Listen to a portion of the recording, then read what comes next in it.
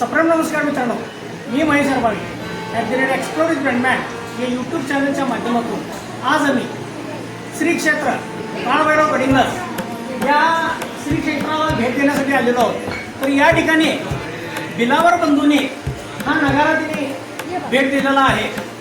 यांचं गडिंग्लजमधल्या प्रत्येक देवस्थानला आजपर्यंत तिने अशा पद्धतीने नगारे भेट दिलेले आहेत आणि या पद्धतीची सेवा त्यांच्या पूर्वजांच्यापासून अखंडित सुरू आहे.